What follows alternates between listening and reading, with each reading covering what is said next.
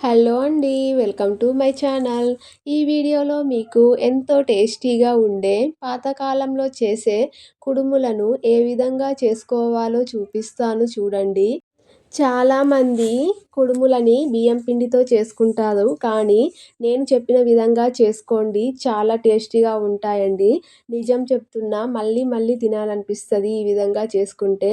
So, వీడియోని skip చేయకుండా last వరకు చూడండి. అలాగే మా ఛానల్ని కొత్త వాళ్ళు చూస్తున్నట్లయితే సబ్స్క్రైబ్ చేసుకొని చూడండి. అలాగే లైక్ చేయండి. ముందుగా చూడండి, ఈ విధంగా అన్ని కుడుములను చేసుకోవాలి. నిజంగా చెప్తున్నా, చాలా టేస్టీగా ఉంటాయి కుడుములు. నాకైతే చాలా బాగా నచ్చాయి. సో, ఇప్పుడు వీటిని ఏ విధంగా తయారు చేసుకోవాలో మీకు స్టెప్ బై స్టెప్ చూపిస్తాను. వీడియోని స్కిప్ చేయకండి. ఫస్ట్ అనపకాయలను ఒలుచుకోవాలి. అనపకాయలు ఒలుచుకున్నాక వాటిని కొన్ని నీళ్లు పోసి, అలాగే అందులో కొంచెం ఉప్పు కూడా వేసి మంచిగా మెత్తగా ఉడకబెట్టుకోవాలి. అవి ఉడికేలోపు మనం 4 పచ్చిమిర్చిని ముక్కలుగా కట్ చేసుకొని మంచిగా కచ్చా పచ్చాగా ఈ విధంగా మిక్సీ పట్టుకొని పక్కన ఉంచుకోవాలి.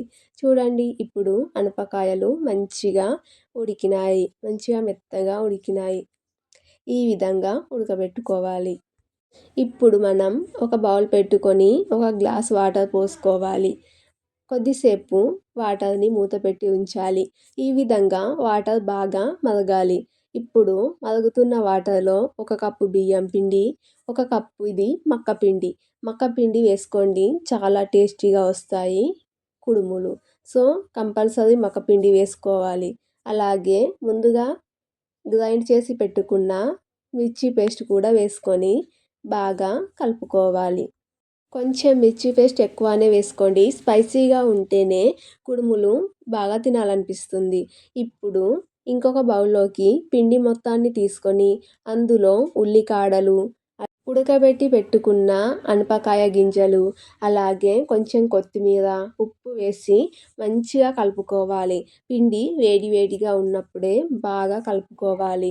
అప్పుడే కొత్తిమీరకు, అనపకాయలు, అలాగే ఉల్లికాడలు ఆ ఫ్లేవర్ అనేది మనకి తెలుస్తుంది.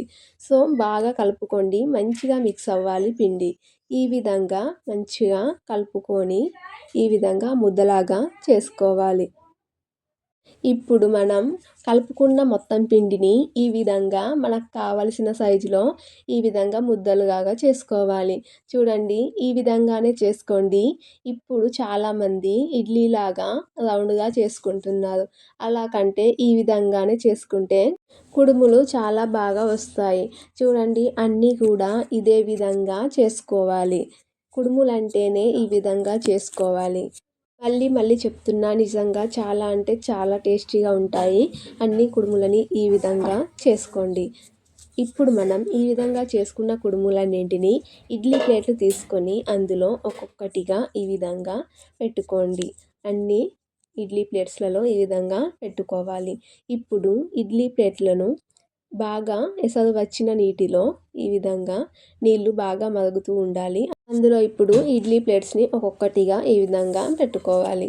ఇప్పుడు మూత పెట్టుకొని ఒక 20 మినిట్స్ పాటు మూత తీయకుండా ఉడకబెట్టుకోవాలి. చూడండి, 20 మినిట్స్ తర్వాత ఈ విధంగా కలర్ చేంజ్ అయ్యాయి.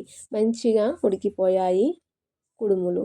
చాలా అంటే చాలా మంచిగా ఉడికిపోయాయి, సాఫ్ట్గా. ఈ విధంగానే అన్ని కుడుములని ఉడకబెట్టుకోండి.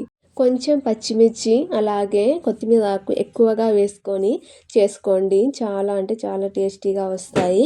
కంపల్సరీ ట్రై చేయండి. మీకు ఈ డిష్ కంపల్సరీ నచ్చుతుంది. ఈ వీడియో కనుక మీకు నచ్చితే కంపల్సరీ లైక్ చేయండి. అలాగే మా ఛానల్ని కొత్తగా చూస్తున్నట్లయితే కనుక సబ్స్క్రైబ్ చేసుకొని చూడండి. చూడండి, ఎంత సాఫ్ట్గా ఎంత మంచిగా ఉడికాయో కదా. మధ్య మధ్యలో మనం తింటూ ఉంటే ఆ అనపకాయ గింజలు మంచిగా తగులుతుంటే మంచిగా తినాలనిపిస్తుంది. ఇంకా నచ్చితే లైక్ చేసి సబ్స్క్రైబ్ చేసుకోండి. Thank you.